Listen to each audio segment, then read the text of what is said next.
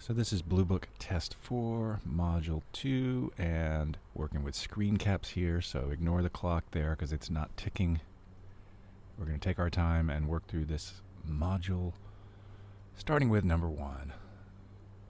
In studying the use of external stimuli to reduce the itching sensation caused by an allergic histamine response, these people found that while harmless applications of vibration or warming can provide a temporary distraction, such blank stimuli. So we want to look for the tangible clue, and so harmless stimuli offer less relief than a stimulus that seems less benign, like a mild electric shock. So both of those are pointing us in the direction of our correct answer, which is going to be innocuous. Innocuous meaning benign or harmless. Number 2. New and interesting research is inspired by the observation that though there have been many studies of the effect of high altitude on blood chemistry, there is a dearth of studies of the effect of on blood chemistry of living in locations below sea level. Okay, so what is going on here? Well, we have a contrast. Though. So, many studies of what's going on at high altitude. Contrast, few studies at low altitude. Few, a lack of, a dearth of, a paucity of. That's going to be the opposite of what we want, because a profusion is a whole lot of. Quarrel about is an argument about, and verisimilitude, resemblance, basically. Think about verity, verify, something to do with what's true, and similitude, like simulation, similarity. I couldn't give you an exact definition of that word, but it's not the correct word in any event. Number 3.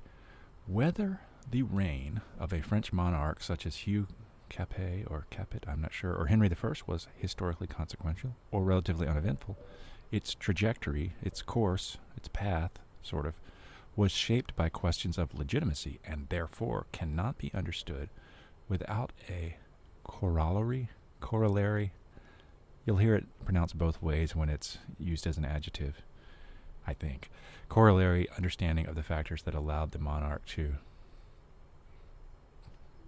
do something with his right to hold the throne, to maintain.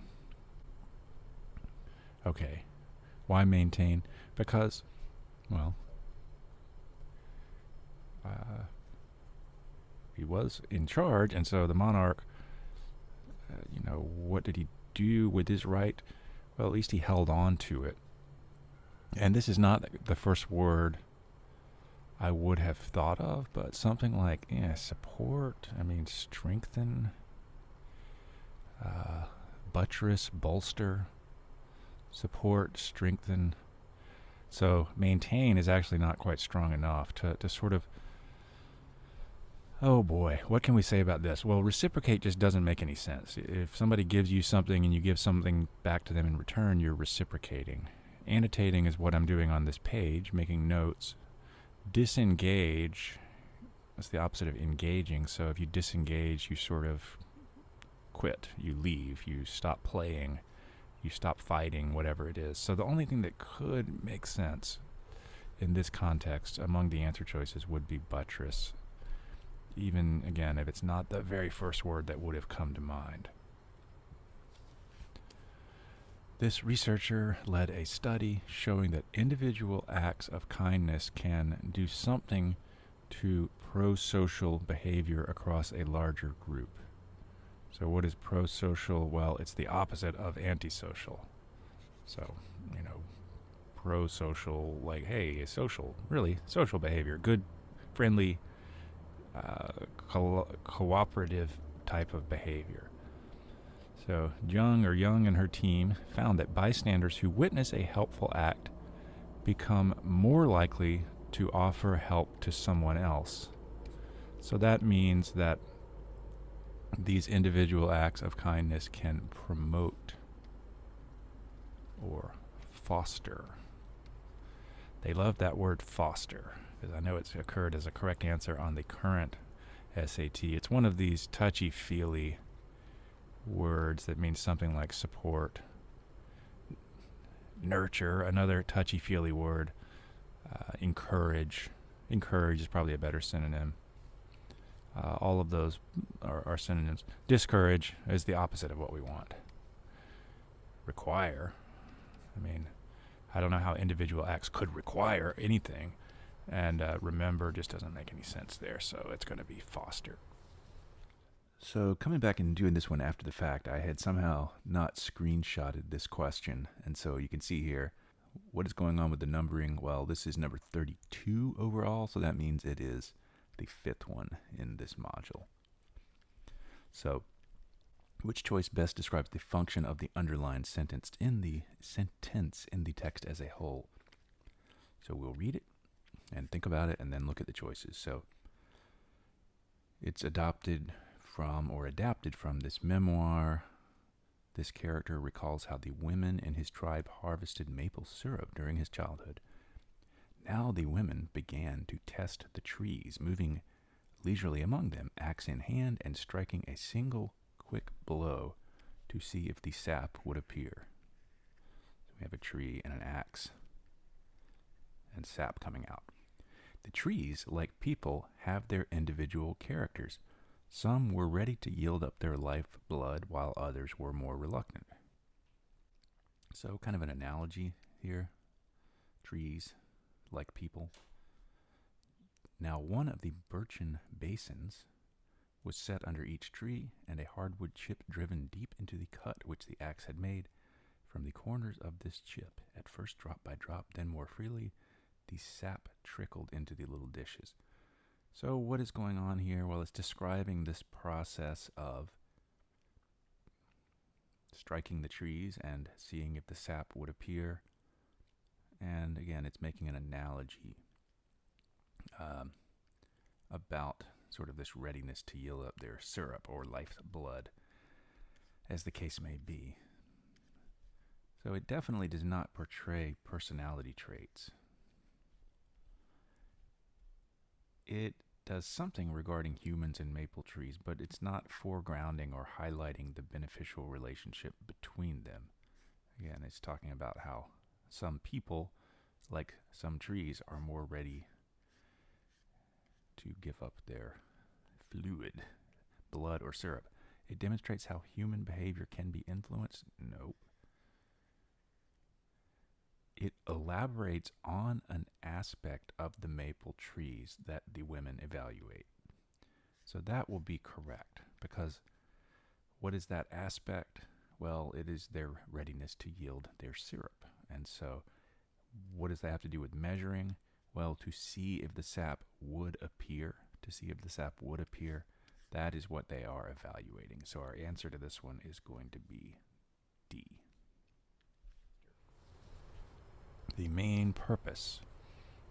I went on with my day's business tranquilly, but ever and anon, kind of like here and there, vague suggestions kept wandering across my brain of reasons why I should quit Thornfield, and I kept involuntarily framing advertisements and pondering conjectures, speculating about new situations. These thoughts I did not think to check. They might germinate like a flower and bear fruit if they could. So these thoughts I did not think to check. I think in this case it means like to stop, like in chess. Checkmate. I don't know. It's kind of like that use as opposed to like checking your phone for notifications, something like that. So this is one that I missed when I did it on the PDF or paper version of the test. So it was a while back, maybe a couple months ago, but I did miss it I was so confident about it that I didn't even check the answer. I had picked D, but D is not correct. Okay, what can we say about the others? Well, it's not, and we'll get to the right answer, it's not that she finds her situation fulfilling, because she's talking about reasons why she should quit. I guess what we could say about D is it's too literal in a sense. I mean, it's, she's thinking about reasons why she should quit. She's framing advertisements and pondering about new situation. Yeah, I don't know. We'll come back to D. But what we want as far as the correct answer is the contrast between her outward calmness, that she went on with her day's business tranquilly or with a calmness, but internally she was restless in the sense that, these suggestions kept wandering across her brain. And, so, yeah, I think this is a tough question in a sense. Maybe I'm biased because I missed it before, but there's definitely nothing about B or C. It really came down to A versus D, but I guess the reason I missed it the first time is that I didn't see enough about the outward calmness. I just see that little first part as I look at it there, but I at least want to not give you the wrong answer. If you have anything anything to suggest, please feel free to add that in the comments. Overall structure of the text. So, musician Joni Mitchell, who is also a painter, uses images she creates for her album covers to emphasize ideas expressed in her music. For the cover of her album Turbulent Indigo, she painted a striking self-portrait that closely resembles Van Gogh's self-portrait with bandaged ear. The image calls attention to the album's title song, in which Mitchell sings about the legacy of the post-impressionist painter, meaning Van Gogh. In that song, Mitchell also hints that she feels a strong artistic connection to Van Gogh, an idea that is reinforced by her imagery on the cover. So it's kind of saying, it's a tendency or an attribute of this artist, of Joni Mitchell, and then an example. And so, as it says here, it presents a claim about Mitchell and the way that she goes about her music and art in general, and then gives an example. So you might be tempted by the first part of B, but we don't have anything to support the second part. It's not really describing a similarity between two artists. Even if you were to grant that, it's not describing a difference between them. D, it mentions one song, but it does not even describe that song, let alone multiple songs. So D, again, could be tempting, but scrutinize the answer choice. Don't be afraid to nitpick. Don't be afraid to nitpick, because sometimes you have to do that. If they only talk about one song, that is singular. That's not plural. This is plural. It's not right. The function of the underlined sentence. So, a study by this team suggests that exposure to sunshine during the workday can lead to overly optimistic behavior. Okay, so we have I don't know if it's a claim. I mean, it's summarizing someone else's claim. This describes a study.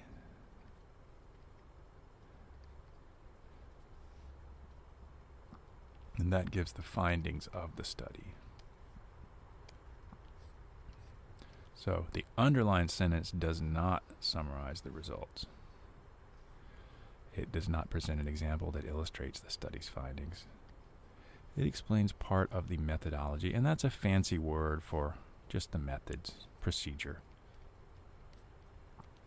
I mean, really, methodology is study of methods, but it's used to mean basically, again, the methods, the stuff that would go in the procedure section of a lab report.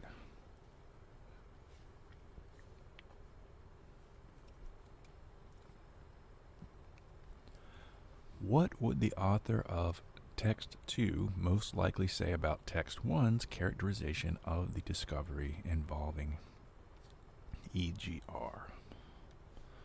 So most animals can regenerate some parts of their bodies, such as skin.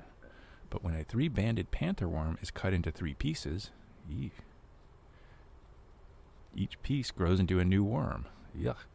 Researchers are investigating this feat partly to learn more about humans' comparatively limited abilities to regenerate.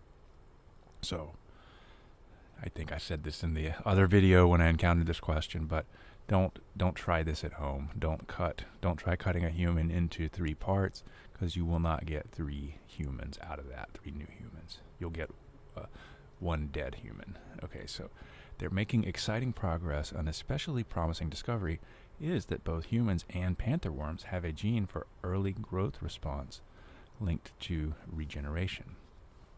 So this first text here is optimistic about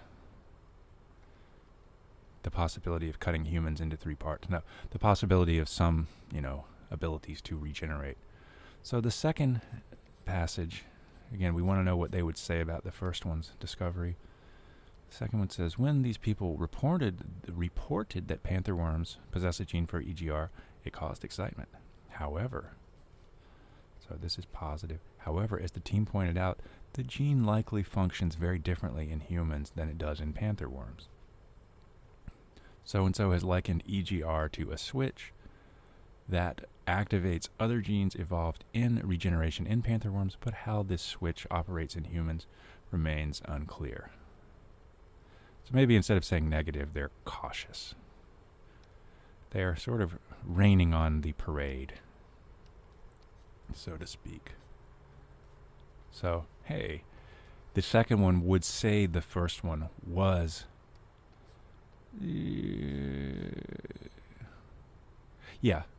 as the team pointed out.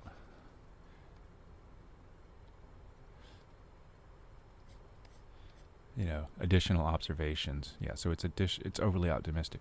This is inaccurate, because the second one wouldn't say that the first one was unfairly dismissive. It would say the opposite. It wouldn't say that that's unexpected. Yep, it's overly optimistic. So, which choice most effectively uses data from the table to complete the example? So, first, what is the example? Some researchers studying indigenous actors and filmmakers in the United States have turned their attention to the early days of cinema, particularly the 1910s and 20s, when people like James Young Deere, etc., were involved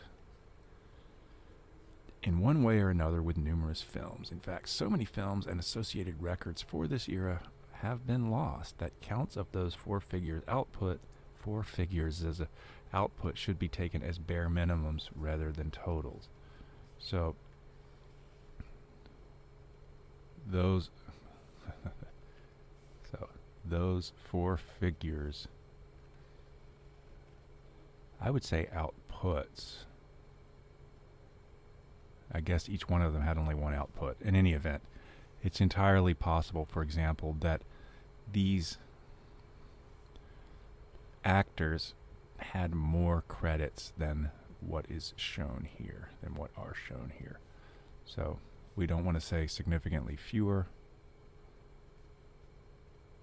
We don't want to say that. We want to say, they might have acted in more movies than this says here. So again, read the passage. Well, read the question stem, read the passage, find the example, figure out kind of what direction it's pointing in, use the table, and then find that among the answer choices. Okay. Which finding, if true, would most directly support their claim? So, mosasaurs were large marine reptiles that lived in the late Cretaceous period, way back in the past. These scientists examined oxygen-18 isotopes in mosasaur tooth enamel in order to calculate likely mosasaur temperature, and they determined that mosasaurs were endothermic. That is, they used internal metabolic processes to maintain a stable body temperature in a variety of ambient temperatures. They claimed that endothermy would have enabled mosasaurs to include relatively cold polar waters in their range. Well, if this is their claim, then something that would support that claim would be, well, evidence that they lived in cold regions.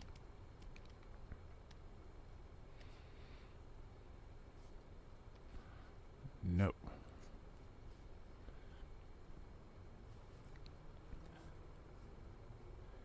Well, B wouldn't help, because this would show that there's nothing special about mosasaurs compared to non-endothermic reptiles in terms of their ability to withstand cold temperatures. Yeah, so C says a little bit more than what I had here. Evidence that they lived, that they were able to tolerate extreme cold, and that non-endothermic reptiles could not or did not. Yes. C. So nothing too fancy here, right? I mean, they make a claim. We're looking for evidence that would support that claim, as opposed to either contradicting it or simply being irrelevant. Data that supports the conclusion. Okay, so we're going to have to use the next page to read the rest of this. And on these, I always just want to go right to the passage and then go up to the chart. Reading the chart, the graph, etc. beforehand, I mean, you can do it if you want, but my eyes tend to just glaze over it because I don't know what I'm looking for, and they tend to be pretty boring things to look at, bar graphs and whatnot. So considering a large sample of companies, these people assessed the number of managers and leaders from different departments who reported directly to a chief executive officer, or CEO.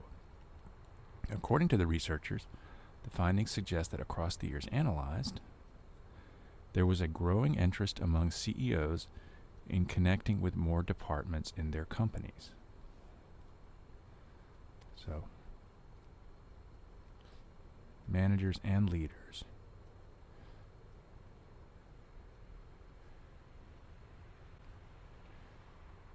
So, what I see here is an increase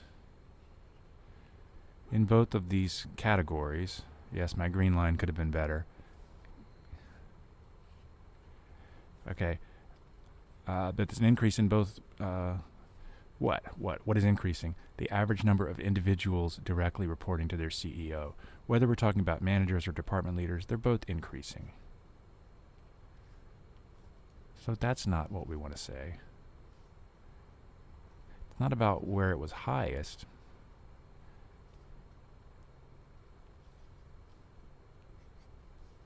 Okay. Yeah, I mean, we could have said the same thing about managers, but I guess the idea is it increased more in department leaders, so why not highlight that? But we want to pick out a trend that supports this. We don't want to focus in on some aspect of the graph that doesn't support it, even if you could find one.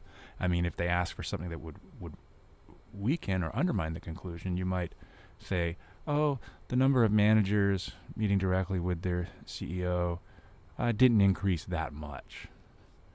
Okay, you could say something like that, or it barely increased. But here we want to support it, so we want to emphasize the upward trend. Here we do want to weaken something.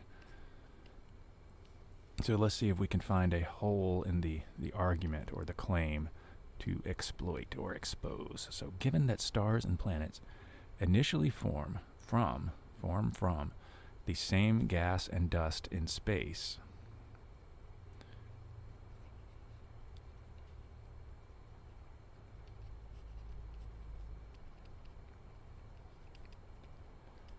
Some astronomers have posited or put forth that host stars and their planets are composed of the same material, with the planets containing equal or smaller numbers of the smaller quantities of the materials that make up the host star. So I'm not going to annotate that, but same stuff, but just less of it with the planets. This idea is also supported by evidence that rocky planets in our solar system are composed of the same material as the sun. Okay. Well, they're saying, okay, it's supported by evidence that they're composed of the same materials, but notice that there's another part of this, that the planets contain equal or smaller quantities. So to weaken this claim, we could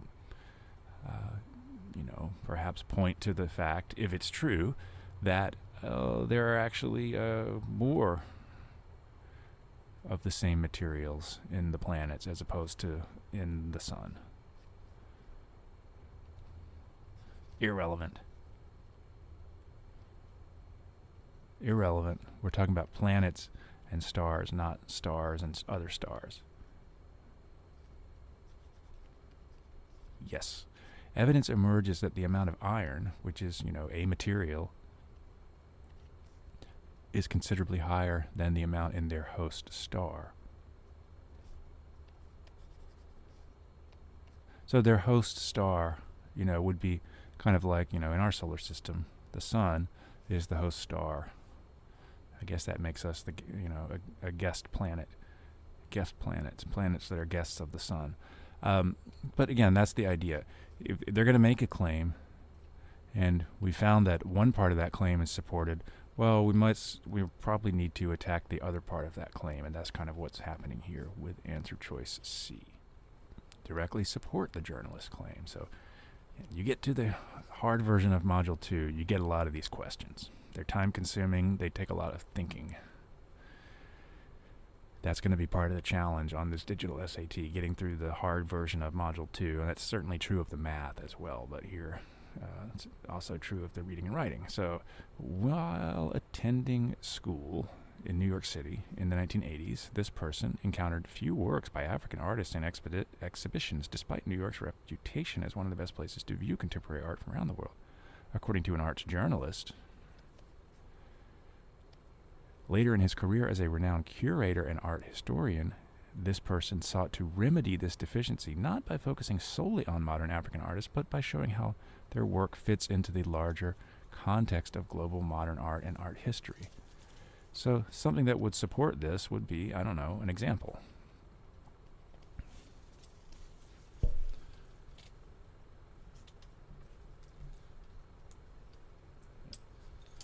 So, an example of what? An example of, this guy putting together an exhibit that showed work by African artists together with other kind of artists.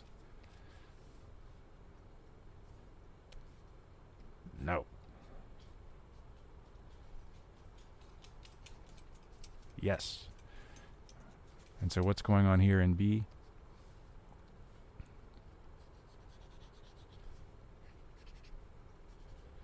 Major figures from other countries, in addition to works by modern African artists. Okay. So that's got a lot of words, but it's not talking about, other artists. And there's also an option D, which I didn't even include. But I can tell you, if you want to look it up, D is not going to be correct. Whatever it says, I can't remember. I think I went over this question in another video, on the paper PDF version. Logically completing the text here.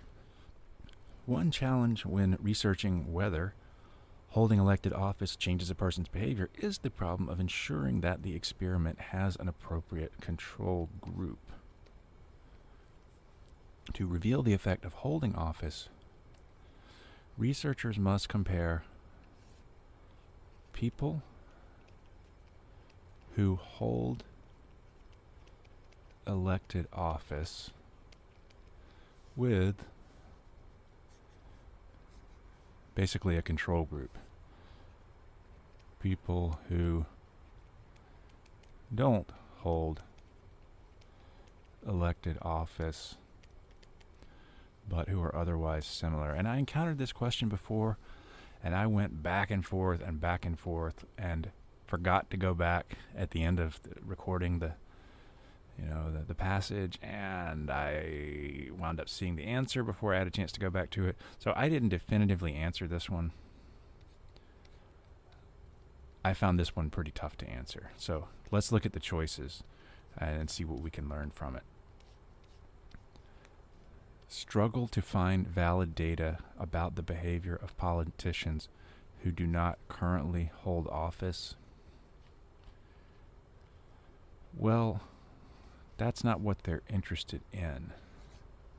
They want to know the effect of holding office. It says they're unable to control which politicians win elections. I would say that one, I don't know what that would have to do with it. It says they can only conduct valid studies with people who have previously held office rather than people who presently hold office. I guess what I'd ask in response to that is why? Why would that be the case? I do remember considering this one, maybe just because it's so confusing when you first read it. What is it saying? They should select a control group of people who differ? No, that just doesn't make any sense at all. You never want to select a control group that differs in several significant ways. You want it to differ in one way. Whatever, and that way is going to be whatever the variable is that you're manipulating or that you're trying to learn something about. And then D, they will find it difficult to identify a group of people who can function as an appropriate control group for their studies. And so that one is the correct answer. And what I thought about that one was, okay, maybe. And it does connect back to this one challenge. But I also felt like it was a little bit circular. I mean, it says that one challenge is the problem of ensuring that the experiment has an appropriate control group. And then it says they will find it difficult to identify a group of people who can function as an appropriate control group. So it's circular in the sense that it ends with the same point that it begins with, but it makes it sound like that's a conclusion that is being drawn. I don't know why they couldn't just compare the winners of an election to the losers, because if they're running for the same office, wouldn't they be somewhat similar? I mean, maybe not. Maybe there's something different about people who win than people who lose, sort of fundamentally. But again, I found this one to be really tough, and I think, it's unfortunate that, maybe in order to get more difficult, these questions get more ambiguous. But I don't, you don't want to argue with the test. So again, I'll open this one up to, comments. If you have a clearer explanation of this one, do let me know. But this was among the handful of questions, kind of like one from earlier in this section, the one from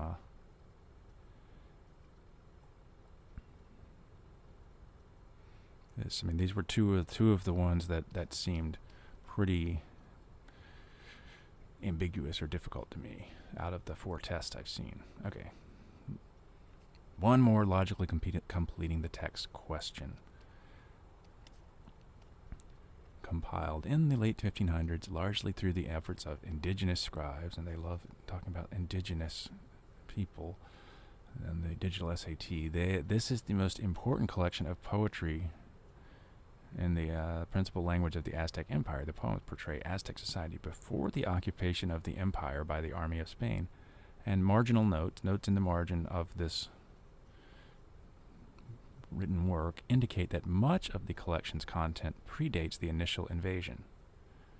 Okay, so this thing was written in the late 1500s. But it says, nonetheless, some of the poems contain inarguable references to beliefs and customs common in Spain during this era. Okay, well, if there was an occupation by the Spanish army. Well, here we have people from Spain coming to this area.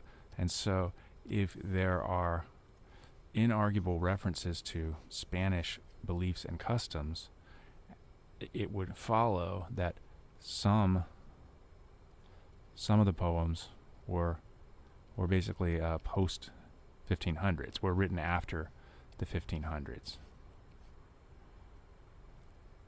I don't know what that would have to do with it. So, no, saying it was a coincidence, that's not very... that would not be a very honest conclusion for them to draw.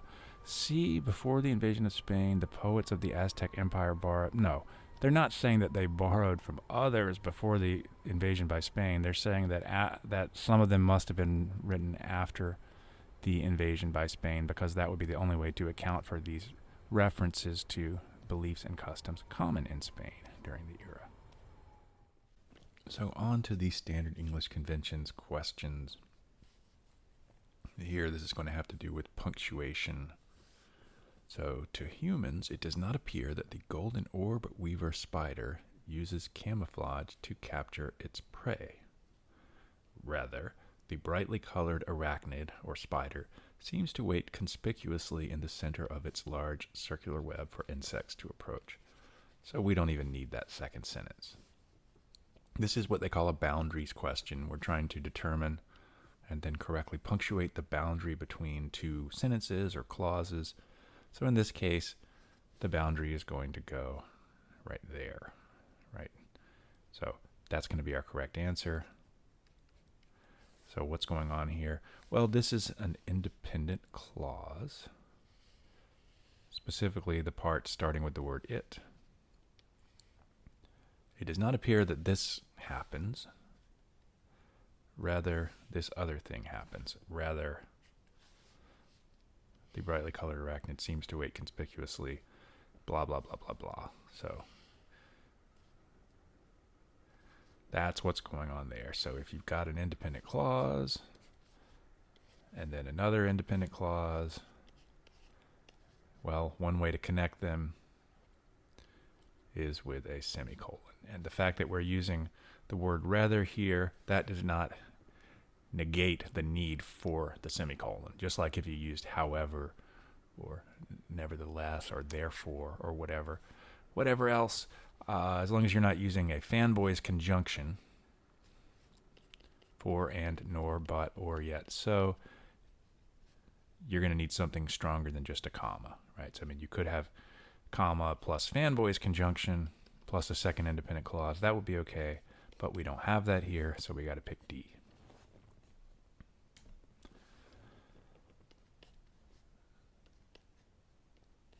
Something to do with verb tense and or subject-verb agreement. Let's see. This person studies, let's try A. Bonnie Baratti studies data about, nope. She was doing this one thing when she made an interesting discovery. Yeah, so definitely the verb tense or aspect. So she was studying this when she made this discovery. Again, we don't need all that stuff at the end. She was doing this one thing when she did this other thing, or when she made this discovery. So this is definitely an example of how the verb tense or aspect depends on the meaning of the entire sentence, or is bound up with the meaning of the entire sentence. I mean, you could have potentially made sense of any of the first three options, depending on which direction the rest of the sentence went. But yeah, there it's going to be D.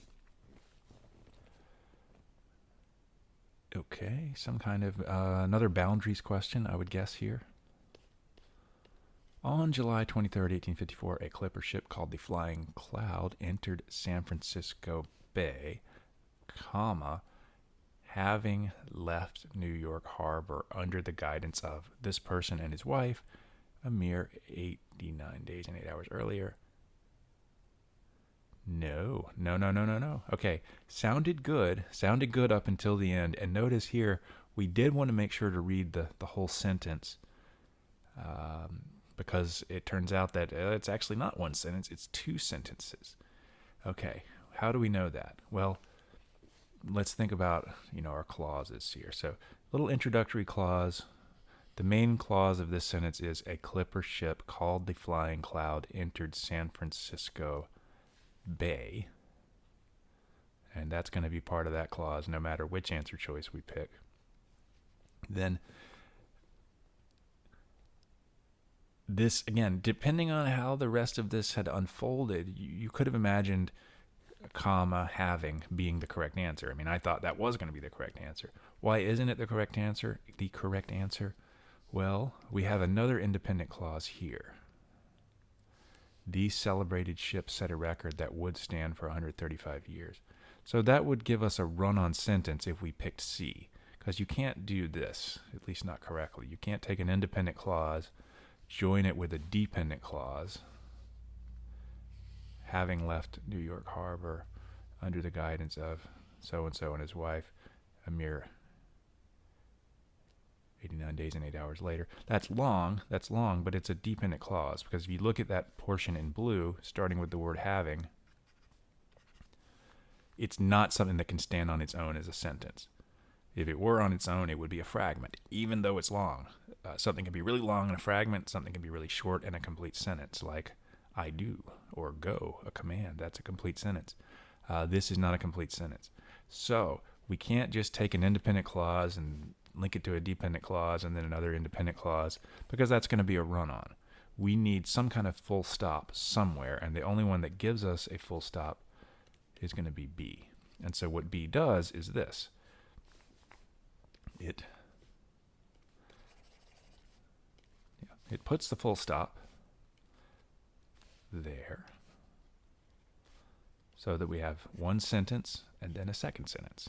And both of those are just fine that way. So this is going to be B. So yeah, these are harder than the standard English conventions questions that you see in the first section. Whoops here. Okay. Sorry about that. One of these is correct, but we don't know which one. So how about that? I think the reason I did multiple screen caps was I had already answered it when I screen capped it, and I was like, I ruined it. Let's see. Bengali author so-and-so. Okay, Bengali author Toru Dutt's A Sheaf Gleaned in French Fields, a volume of English translations of French poems, blanks scholar's understanding. So here, the first thing we're going to do is cross out this interruption, because it's only going to get in the way as far as understanding what the correct verb needs to be. And then we can also cross out this part, because our actual subject is just this book. So I'm actually just going to write this book. Kind of a tongue twister, A Sheaf Gleaned in French Fields. This book has enhanced scholars' understanding of this stuff. So we wouldn't say that this book are enhancing, that this book have enhanced, or that this book enhance. So this is definitely a subject-verb agreement question, and as is so often the case, all of the incorrect answers are pointing in one direction. In this case, they're all plural, and our correct answer is singular. Just like if our correct answer had been plural, quite possibly all three incorrect answers would be singular. So they're never going to put, almost never going to put the subject right next to the verb in questions like this. And I think another thing they're doing to make it tricky is you've got an S at the end of the title, and it makes it look plural. But, think about it, The Catcher in the Rye has enhanced. The Great Gatsby has enhanced, etc. It's, Harry Potter has enhanced. Book title, a book is singular. Okay. Here, we have yet another one of these boundaries questions. So we just have to really pay attention to sentence structure, maybe crossing out interruptions and other unnecessary wording as we go. So Hegra is an archaeological site and was the second largest city. So prepositional phrase in present-day Saudi Arabia, prepositional phrase of the Nabatean kingdom, interruption. Okay. Hegra is an archaeological site and was the second largest city. Archaeologist so-and-so recently traveled to Hegra to study its ancient tombs. These burial chambers seem to blend seamlessly with nature. Okay, so the first sentence we didn't even need at all. This is an independent clause. We have a subject and a verb. This archaeologist traveled. Okay, this is another independent clause. These burial chambers seem to blend. These burial chambers seem. That's really the gist of it. With nature, prepositional phrase, seamlessly, adverb. In any event, that is an independent clause. Just like we saw a couple of questions ago, we can't do something like this, where we take an independent clause, connect that to a dependent clause,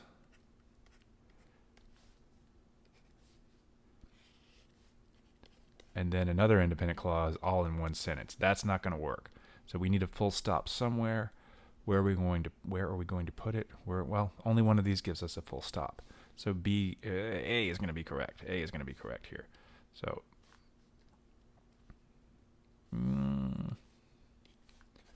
A is going to be correct because it's going to give us this. The dependent clause. Yeah. Built into the rocky outcrops of a vast desert, these burial chambers seem to blend seamlessly with nature. Yep, so that is good. That is our correct answer.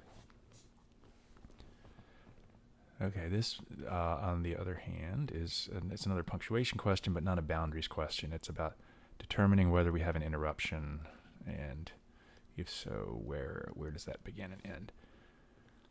So this person finally got a starring role in Daughter of Shanghai, a film that critic Stina Chen claims. Okay, so there might be some temptation to put a comma in one or more of these places, but no punctuation is needed here. Okay, first of all, why do we not want punctuation before or after this name, which is an option here and here? Well, it's not saying the world's foremost film critic or my favorite film critic. It's just saying critic. So kind of like, painter, Pablo Picasso was famous. I don't know. That's just a simple sentence, as opposed to the 20th century's most famous painter.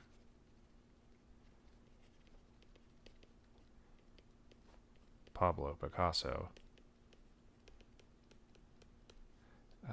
lived in, I don't know if he lived in Paris, but I'm just going to say that he did for the sake of argument. Okay. In this case, the name becomes like an interruption. The 20th century's most famous painter lived in Paris, but painter Pablo Picasso was famous. Why is it not an interruption in the first one? Because if we took it out, it wouldn't make any sense. Painter was famous, not an interruption. The second one, it does work. The 20th century's most famous painter lived in Paris. So that is an interruption. You do use the two commas. Same kind of deal in this sentence. If we were to take Stina Chen out, it wouldn't work. A film that critic claims, which critic? So we don't want the pair of commas around that name. And as I often say with questions like this about, are you punctuating an interruption or not, it's going to be two commas or no comma. And so it's got to be, either A or B or C, not D. Now, we don't want the two commas, so that means we want answer choice C. But there's also this other slot, the question of whether you put a comma before the quotation marks. And the reason we don't put a comma there is that this quotation is incorporated into the flow of the sentence. In other words, it's not like this, she wrote. The film expands the range of possibilities. she wrote, she said, she claimed, comma, etc. If you're introducing a quotation like that, yes, you use a comma.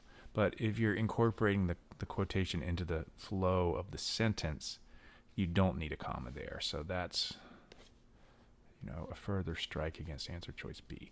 But no punctuation needed either before the quotation or around the name. More punctuation. I don't know why I said because I eat punctuation questions for breakfast, and hopefully you will too. The Arctic Alpine Botanic Garden in Norway and the such and such in Brazil are two of many botanical gardens around the world dedicated to growing diverse plant species, both native and non-native, fostering scientific research, and educating the public about plant conservation. So this can be viewed as a parallel structure question. So growing diverse plant species, both native and non-native. So that's item 1 in our list. Fostering scientific research, that's item 2 in our list. And educating the public about plant conservation, that's item 3 in our list. Okay, so we have a list. Now, normally with a list, you do this, A, B, and C. Why do we have a semicolon here? Because the first item in our list, growing diverse plant species, both native and non-native, that item already contains a comma. And when you have that, when you have a comma within one of the items in your list, well, the way to punctuate that, and this is something that they're asking about a lot on the digital SAT that they didn't really ask about on the previous version of the SAT. So when you have a comma in at least one of the items, then you use a semicolon to punctuate, to help clarify, where one item begins and the next one item ends and the next one begins. So again, it doesn't matter. It's not necessary for all of the items to contain a comma. As long as one of them does, the semicolon then becomes the way to go. It becomes the way to go. Another scenario where you would have something like this would be, if you're listing 3 city-state combinations, or city-country, Paris, France,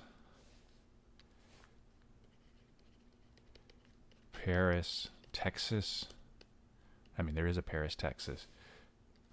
And, I don't know. I'm trying to come up with another city. Whatever. Bloomington, Indiana. I don't know. And the idea here is, if you didn't put semicolons after France and Texas, it would get really confusing. Listen to this. Okay. Paris. We visited Paris, France, Paris, Texas, and Bloomington, Indiana. Did you go from Paris to France, somewhere else in France, and then back to Paris, and then to Texas? That's very confusing. So the semicolon tells you where each item begins and ends, and that's why B is going to be correct. Transition.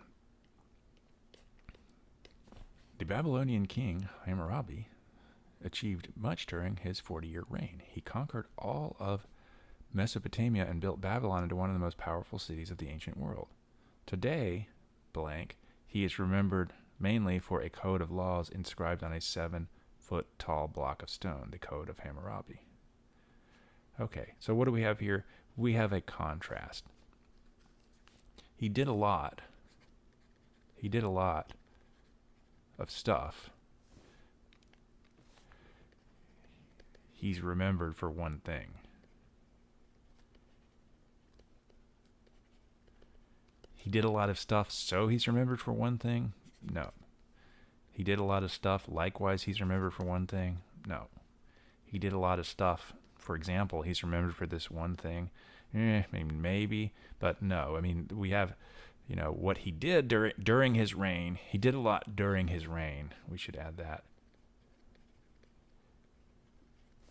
He's remembered for one thing today. So kind of a then and now contrast. He did all this stuff, however, he's mainly remembered for this one thing. In his poetry collection, Thomas and Beulah, Rita Dove, her poetry collection, Rita Dove, interweaves the titular characters, so the characters in the title. Their personal stories are interwoven with broader historical narratives. She places Thomas's journey from the American South to the Midwest in the early 1900s within the larger context of the Great Migration. Blank, Dove sets events from Beulah's personal life against the backdrop of the U.S. Civil Rights Movement. And this is a likewise scenario. Likewise meaning, these are very parallel, similar kinds of examples. So we're not saying specifically. I mean, both of these are specific relative to the intro sentence or the first sentence.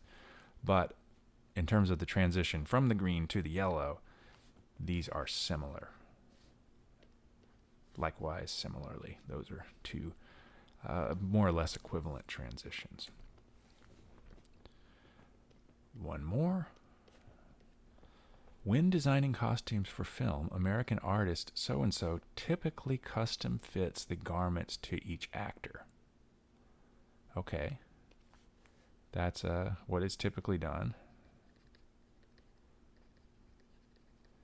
Blank, for the film Sunshine, in which astronauts must reignite a dying sun, she designed a golden spacesuit and had a factory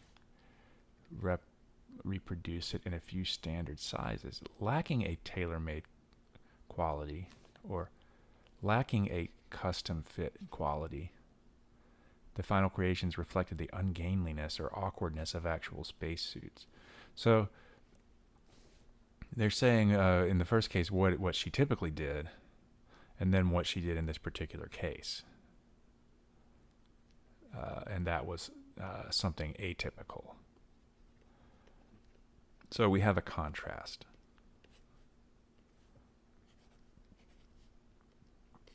Despite the fact that she usually custom fits the garments, in this particular case, she didn't do that, and she had a reason for not doing it. So again, I mean, these are subtle questions that are certainly, going to be. These are more challenging than your average transition word question.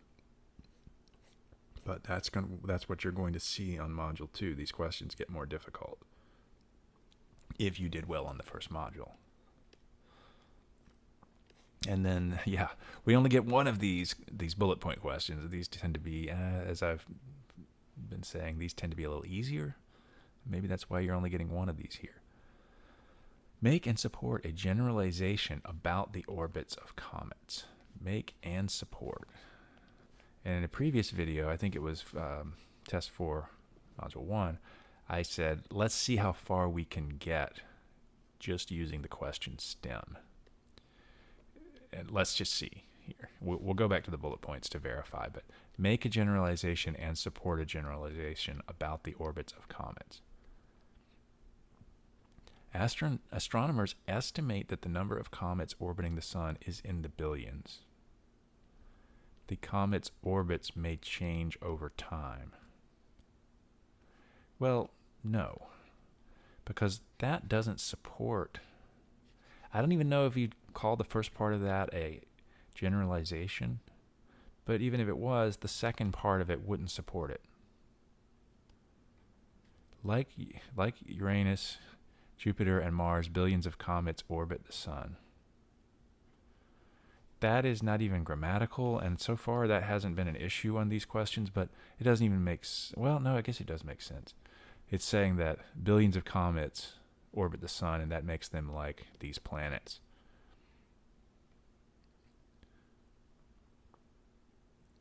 But I don't think they've supported that. C. One example of a comet is 81P Wild, whose orbit around the sun once lay between Uranus's and Jupiter's orbits, but is now positioned. Well, I don't think that's a generalization. I think that's a really specific point. That's not a generalization. A generalization, a general statement, A comet's orbit around the sun may change over time. That seems like a generalization. The orbit of comet 81P Wild, weird name, once lay between the orbits of Uranus and Jupiter, but is now positioned between those of Jupiter and Mars. That seems like a support for that generalization. You see it? It may change over time. Here's where it used to be. Here's where it is now.